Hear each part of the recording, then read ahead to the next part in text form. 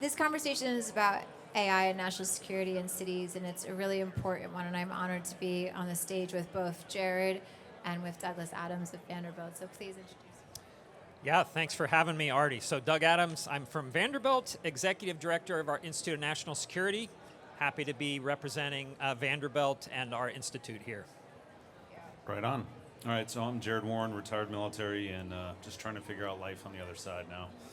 So to tee us off, I kind of wanted to go back in history. Usually the best predictor of the future is looking back. If we go back to the space race in the late 60s, computers fitting into a single room, people got a little scared. What is the impact of computers going to be to society? Fast forward to 1991, Desert Storm, and the lethality and efficiency with which we use this weapon called GPS-guided bombs scared a lot of people, but it was pretty innovative.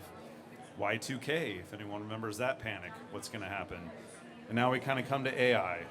So, as we sit here and kind of talk about the intersection of AI in cities, I'm curious how each of you see both. AI can be that power for good, if used correctly, but also potentially that power for evil. Kind of what shapes your thinking as you're staring at that problem set. And Doug, I'll start with you. All right, well, let's start with good, so we don't scare everybody off first. So, again, representing Vanderbilt University, we have an incredible partnership with Nashville and cities all across Middle Tennessee, where our researchers work side by side with city managers and planners to use AI for good. So a couple examples, our pedestrian safety initiative. So we have the entire city of Nashville canvassed with LiDAR sensors and enormous amounts of data, terabytes of data every day. That data is processed in real time to help city managers essentially manage large crowds that come to Bridgestone, right, to see some of the greatest performers in the world. And they've already used AI to figure out, hey, where were the close calls? Where were pedestrians almost struck by vehicles in our great city? And so they've already made changes to the city based on that data. Another good example, we've got researchers working with the Tennessee Department of Transportation. So picture this, picture the busiest stretch of I-24, one of the nation's busiest interstates, and picture 100 fully autonomous vehicles driving on that roadway with everyone else, right, with human piloted vehicles. And what could go wrong, right? So our researchers took their AI algorithms and they put them on Nissan vehicles in the city of Nashville. And in fact, nothing went wrong, a lot went right, right? They actually improved throughput, they improved traffic flow, they reduced stop and go traffic, that annoying thing that just comes out of nowhere and nobody really understands why. They also improved fuel efficiency for everyone, for all drivers in the traffic flow, and of course they also improved safety. So Jerad, a lot of good can come from taking AI and applying it to data that is flowing from our cities. A lot of net good there. I was going to say that, I think in the States we've been sold a very dystopian view of the future with AI, when in fact it can be such an extraordinary co-pilot, not to use a Microsoft term, for our lives. And I'm actually going to point to a song for a second who does a lot of work in physical AI. And their company, Sand, has put all of the AI sensors into the Thames water system, and it can tell the City of London if something's contaminated, if something's going to break, and you get into preventative work. And I know that you're doing work in Africa where they've built an intelligent command center that can map every ambulance in the country and what kind of patient is in it and route it to the right care. Now, that's an extraordinary amount of efficiency. And I think that when we start to break it down into these real life examples, and like you're talking about data, people don't know how much data is processed in cities, and we do nothing with it. And just making those tweaks is going to create so much efficiency. And so I think that there's a lot of hopeful, I know you brought up autonomous vehicles, like imagine if we could just have everyone who's elderly get into an autonomous vehicle to get to their hospitals. Like creating mobility for people who have been immobile for so long. These are all the opportunities that we see for the cities of the future. Awesome. Okay, so the dystopian other side of the coin. One can make an argument. We've got a full spectrum here. Individuals, city leaders. We talk about national security, and I think a lot of people picture big aircraft carriers, big tanks, B-2 bombers flying over. But from that city focus, there's a frontline aspect that city leaders have got to be responsible for. And I could make a joke, living in DC, I'm not sure it is down here, that anytime there's a snowstorm coming, there's a run on bread and milk. If there's a delay at the gas station, it's a nightmare. So a lot of ways to target the will of the people to fight can be done through the cities. And I'm curious how you guys see both cyber threats AI being a catalyst to increase that threat, or some of the other kind of, we got to label it, the doom and gloom that can come if AI is not either used correctly or we don't have the right preventative mechanisms to mitigate risk. Again, Doug, I'll go to you. Yeah, so Jerad, of course, this is one thing we really work hard on with our partners. And I think you phrased it exactly right. It's not about fear. It's not about getting everyone anxious. Instead, it's about thinking about the other side of the coin. So it can do a lot of good, having all that data that Aarti talked about, but in the wrong hands, right, individuals and organizations, it can also cause a lot of risk and heartburn. So maybe have a different image than distant battlefields, ships, and soldiers, which are all very important. But instead, when you think national security, think my daughter's healthcare records were lost by the hospital. The port is down, causing all the perishable goods to spoil, right? Think about infrastructure that is failing, not because there's a mechanical failure, some wire shorted somewhere, but because an individual organization planted ransomware and is extorting money from that organization. So that's national security. So when Jerad says the front lines of national security, that's what we're talking about. Now you notice all of those examples were examples that really hit close to home. Everybody in these seats have lost their power. They've probably been without water for at least a few hours in the day. But something we concern ourselves with are maybe the things that fly under the radar, that aren't kind of obvious and they stare you right in the face. So I'm just going to take a quick poll here. How many of you sitting here and standing have heard of Volt Typhoon or Salt Typhoon? So we've got like maybe two and a half hands that went up. And so just very quickly, so Salt Typhoon and Volt Typhoon, these are cyber attackers. These are groups of cyber attackers that are sponsored by states, okay, China, think China, Iran, and others, to go out and do very, very bad things. And so what are they doing right now on US soil? So I don't know if you're aware of this, but they're actually not trying to steal our data. They're not trying to extort us for money using ransomware. They're doing something which is a lot sneakier. They're taking software and they're planting it in the water treatment plants. I guarantee you the water treatment plants in your region, wherever you're coming from, right, were hit by this attack, in our power plants, in our hospitals. Now, why would you do this? Why would you take software, right, that's not meant to extort money or cause your power to go up? Why would you do this? Well, what we understand is that these groups are doing this so that at the right time, a time of their choosing, they can just throw the switch. Right? So let's say some state somewhere across the other part of the world wants to do something like, say, invade Taiwan. So they can just throw the switch on all of our infrastructure and create mass chaos, because if you keep us busy at home, we're much less likely to intervene overseas. So this is also an important threat to think about. It's not just the infrastructure, the things you see every day. There's also a lot happening under the radar. So that's kind of how we look at the other side of the coin of AI and what it can do. And if you'll give me just a second, because I didn't say anything about AI, and we were talking about this in our prep call. As you can imagine, AI is pouring gasoline on the fire. So one attacker, right, who's really well trained in computer science and computer networks, right, they can do a lot of damage. They can hack into your power plant, they can hack into your financial institution.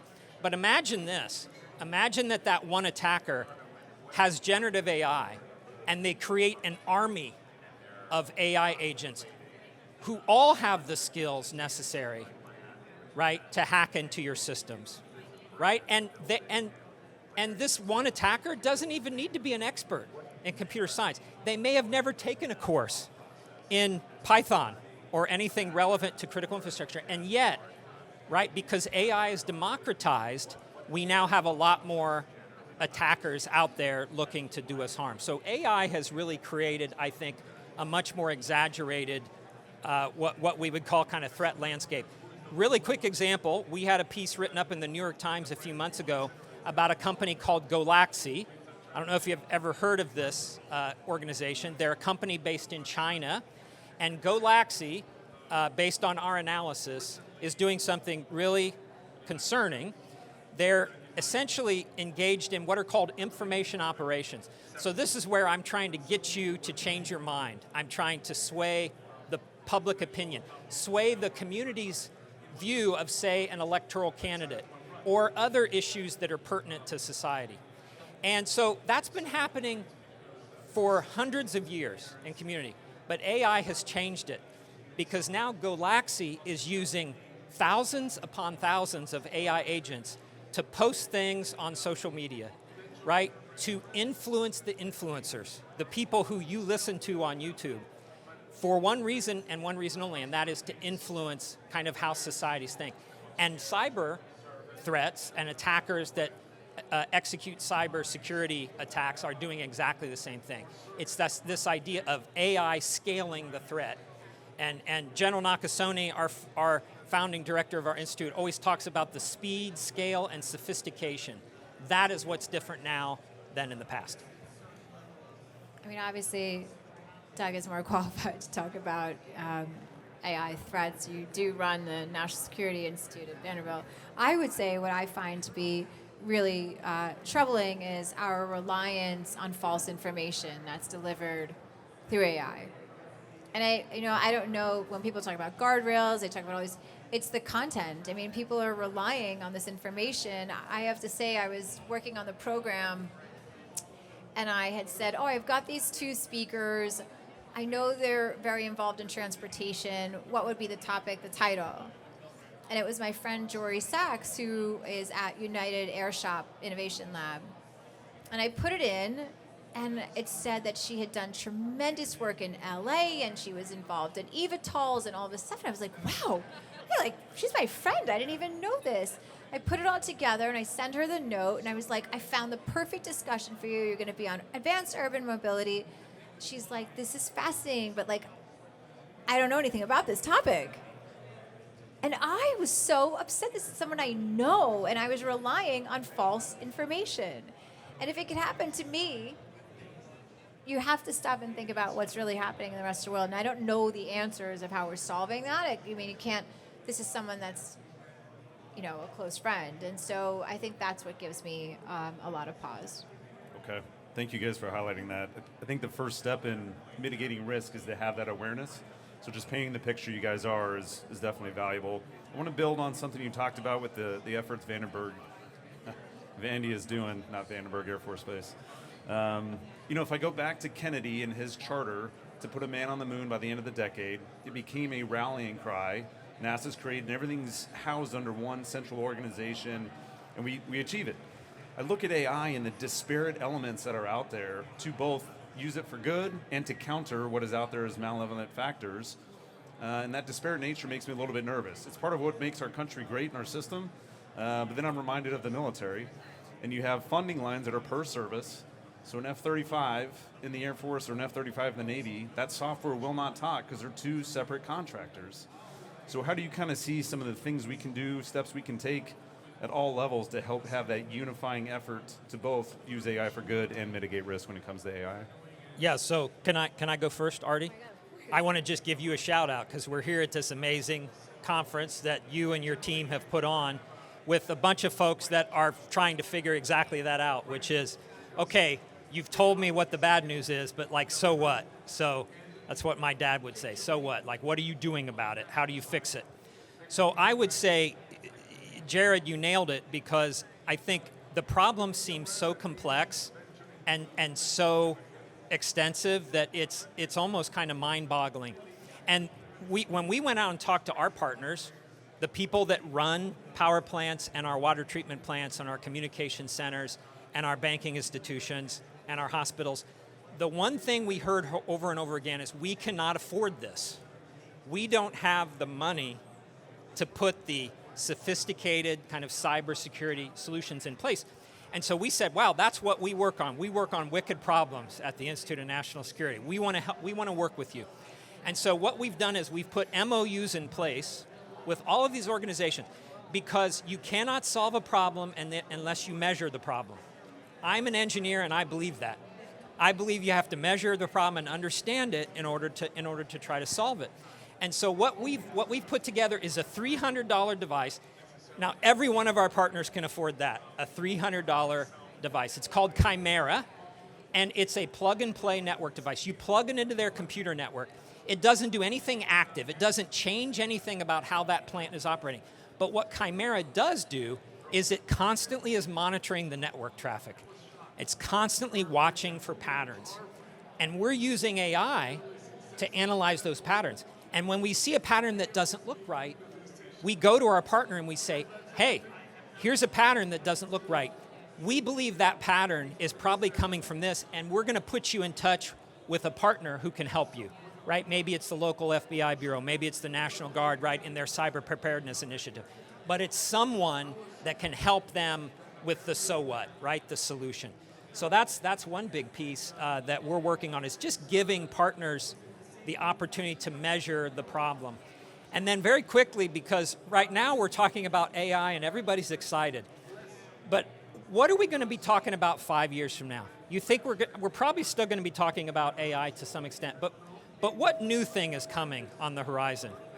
Any guesses people want to venture? What's the next big thing?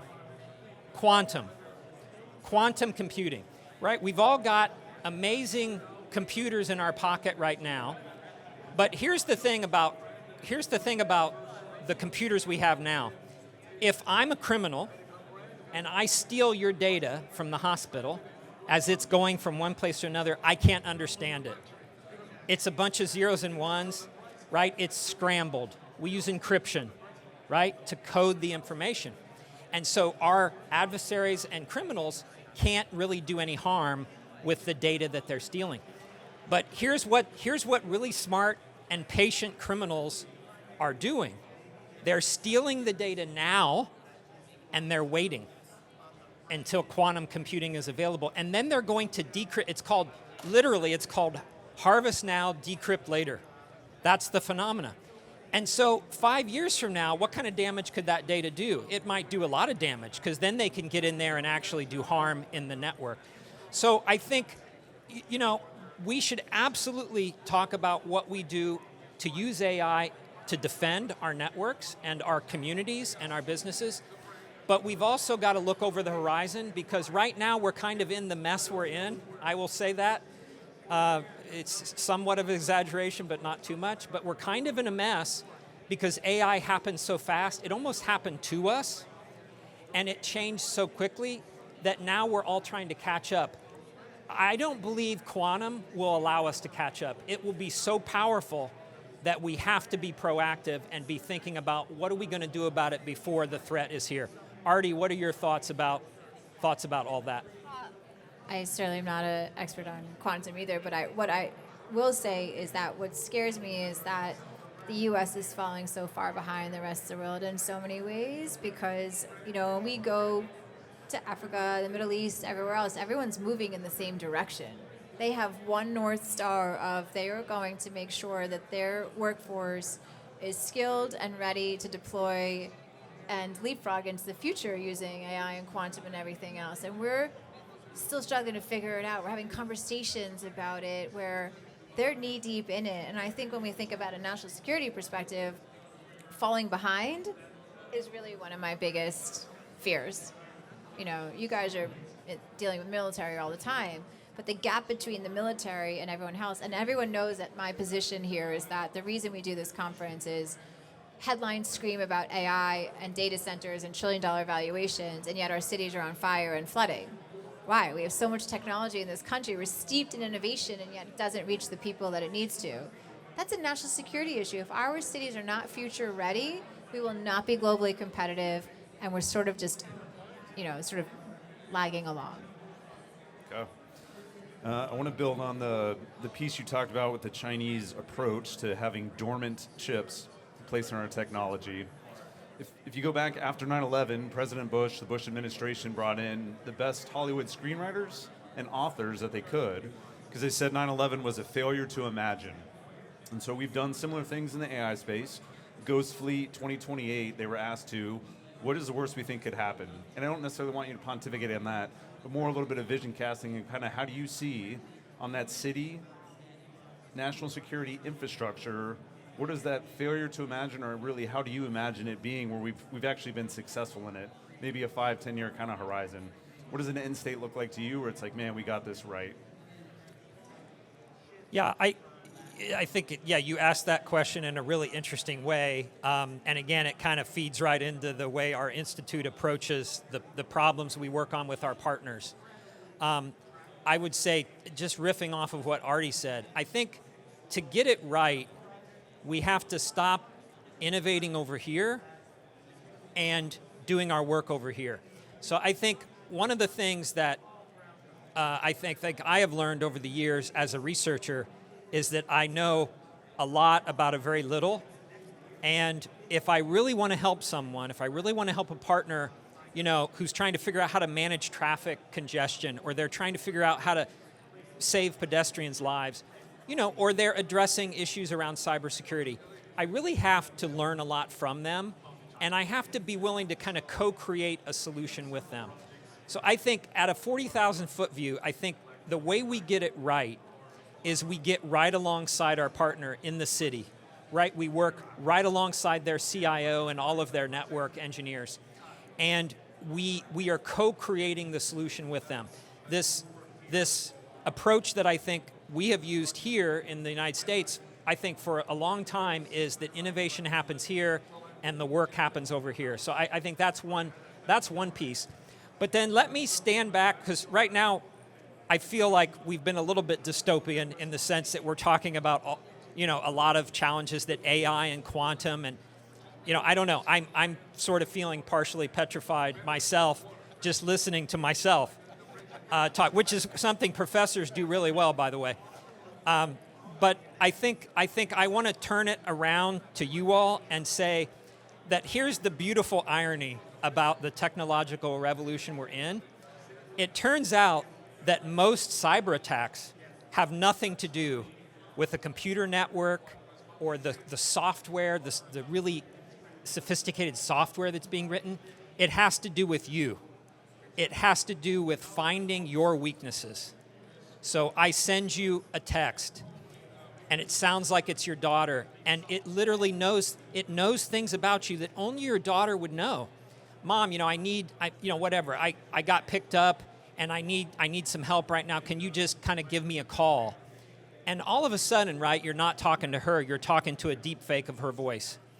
And so this is what cyber attacks do. Colonial Pipeline, do y'all remember that? Okay, that had nothing to do with how sophisticated the ransomware was. They found a human being who worked at a company who had used a password 5 times. They used it for their Target online account. They used it at Walmart, right? They used it in a lot of their kind of online accounts. And they stole a lot of information from a credit card company, found that person's password, used that password to break into Colonial and plant the ransomware. That was human weakness. So I think the other part of the answer I'd like to give, in addition to co-creating solutions with our partners, is as human beings, right, we actually can be a big part of the solution. You can all turn your phone off tonight and turn it back on tomorrow morning. Why? Because most of the threats to your phone are in the cache. They're in the temporary memory. And when you turn off your phone, a lot of it will go away, right? You can all get a password manager at work and at home to manage your passwords smartly so that nobody can hack into them and get your passwords. So this is actually the way we protect ourselves and our communities, is we co-create with our partners as innovators, and as human beings, we're accountable for our own actions and for our own weakness. I think if we do those two things, I think the city is as bright as Aarti paints it here today. And this is what we're all about at the Institute, is just finding pragmatic solutions. There are lots of people working on solutions for 20 years from now, but we're really interested in what we can do to help our communities now. Okay, so I hope you took notes, Jorge. No Nigerian prince email. Do not click on it. Just wrapping up here, we want to thank everyone. Any final parting shots of just a final kind of walk-away feeling? We balanced about how AI can be a threat for the future, but it can be good. There's some practical human steps you can take. Yes, reboot your phone, realize you are the weakest link in that whole thing. But any other kind of parting shots as we talk that intersection of cities and national security? I just want everyone to be excited about the future. Lean in, learn more. I mean, you can't hide from it. You shouldn't. I think that if we use it well, we'll have incredible quality of life. We'll have more free time to spend with our families. We all know how, just chats in itself have been helpful, but just make sure that we, double check everything that we're doing, but use it, lean into it, and be excited. Tomorrow's already here. And so we all want you to be a part of that. So Yeah, just really quickly, thank you, Aarti. Thanks to the city, amazing time here today. But if you want to be optimistic about the future, come to a university and talk to our students. They are using AI for good. They are discovering ways to use AI to support our cities, to support our national security in ways that I could never have imagined. And they're also learning about bias in AI. They're learning about kind of the gaps. And so I think to be optimistic about the future, just look at our young people, look at the people who are at our community colleges and our universities, right, who are finding new ways to solve old problems, and you can't help but be optimistic about that. And by the way, you have to talk about the campus that you're building here. You should just give everyone a quick shout. Well, I mean, another reason to be optimistic. So I actually got to walk over from the Hilton to actually see this incredible space. So all those things that I just mentioned that we're doing, Vanderbilt is doing with the city of Nashville, the city of Chattanooga, and Memphis, right? We are excited about the opportunities to come down here and do those very same things in West Palm Beach. I got a chance and a privilege and an honor to meet the mayor earlier and was bragging about all the amazing work our researchers do. But we're really excited to be a neighbor. I hope they appoint me to do something down here so I can have a more permanent situation at West Palm Beach. But yeah, we're just absolutely thrilled, excited to be looking forward with your community here. Couldn't agree more. If anyone's ever feeling down, I think it's a great call to look at the youth. Every generation kind of gets knocked for something, but it's pretty inspiring as you visit different college campuses. The energy and optimism, and maybe we ask ourselves, what do we do to make them even more effective, and not imbue them with a sense of negativity because we're all old and trying to figure it out. I thank you guys for coming today. This was an awesome discussion. Thanks everyone for visiting, and Thanks, Jerad. best of luck. Enjoy yourselves. Thank you.